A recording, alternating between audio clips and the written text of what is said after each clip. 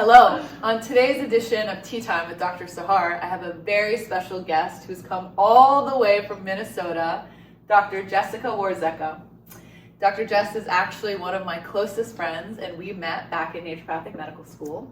So introduce yourself, let them know who you are, and tell them a little bit about yourself. Hi everyone, my name is Dr. Jess, as Dr. Sahar just mentioned, and I'm a naturopathic doctor practicing in Minnesota. I have a private practice there, Shalom Medicine, and have been working there for about 2.5 years. I see a lot of women with hormonal issues, gut issues, skin issues, and primarily treat with a lot of homeopathics, botanical medicine, craniosacral therapy, things like that. How would you explain what naturopathic medicine is from your perspective? Yeah, so naturopathic medicine is a healing philosophy where we're trying to prevent disease from happening through, educating patients on what does it take to be healthy, what is required for health, and also getting down to the root cause of what's actually happening, and then working with the body, working with the design of the body to try to achieve cure. Like, we aren't just wanting to do disease management, but really, we want people to see freedom and to be able to achieve cure. And so addressing the root cause and trying to get down to the root cause, and promoting optimal health for people. So that's a lot. I love that.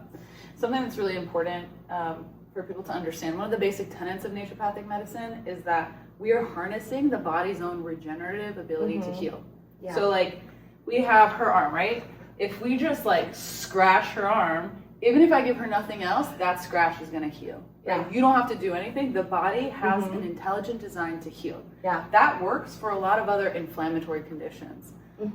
But you have to know why those conditions are happening, why those symptoms are happening in the first place, how to remove the root cause, and then maybe give the body some herbs, some nutrition, maybe some drugs if necessary, so it can heal. That's a different thing than saying, for as long as I want Dr. Jess's scratch to be gone, she needs to be on this pharmaceutical. That is giving the power to the drug, as opposed to saying that symptom was a sign something is going on. Yeah. It's a different worldview. It is. And I think it's that premise that you mentioned is we trust that the body is a self-healing organism. And we know that by design, our bodies are meant to heal themselves. Yeah. When we remove what's hindering that, and when we give it the appropriate nutrients, when we give it what it needs, remove what's obstacles, give it what it needs, and just over time, it will heal itself. Yeah.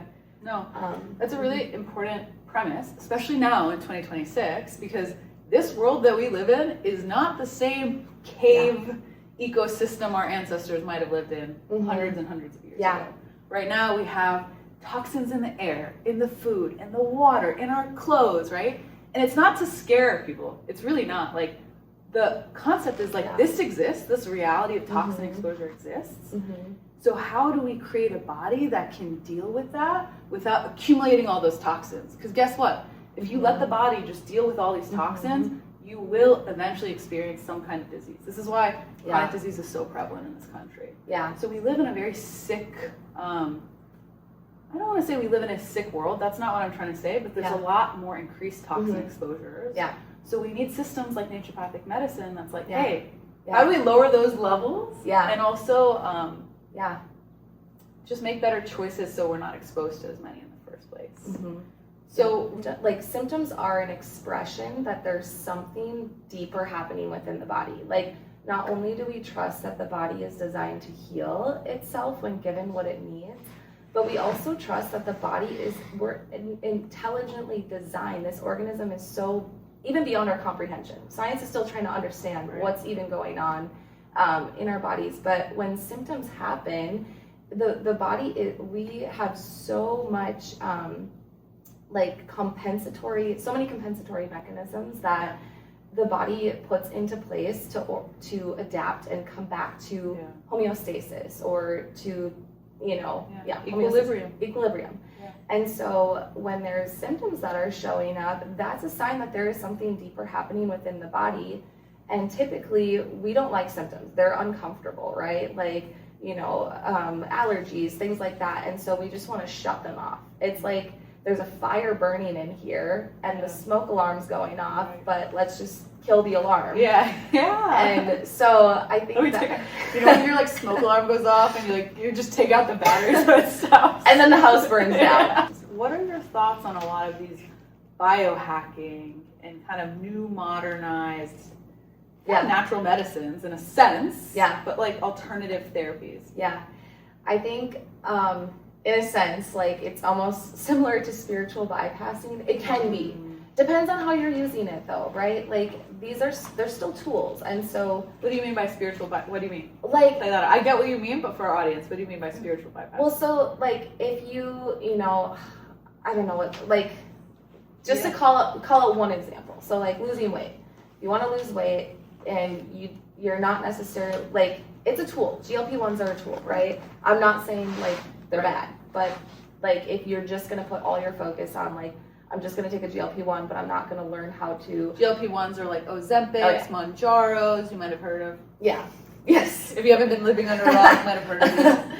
But it's like if you're wanting to just latch onto something, hoping that that's going to take care of everything, but you're still not going to learn how to take care of your body, exercising, how to eat well. Like if you're doing the full package together, I think that can work really well. Like bringing in an intervention to help speed the process up, but you're also learning sustainable life habits that are going to keep you healthy and are not going to just try to get the results without the character development that it takes to get there at the same time, if that makes sense.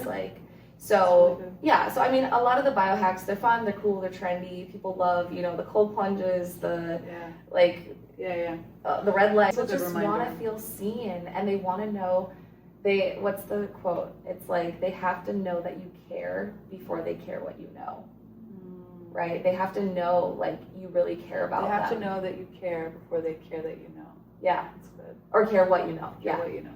Because it's like you can, someone can come in to see you, you can say, okay, you need this, this.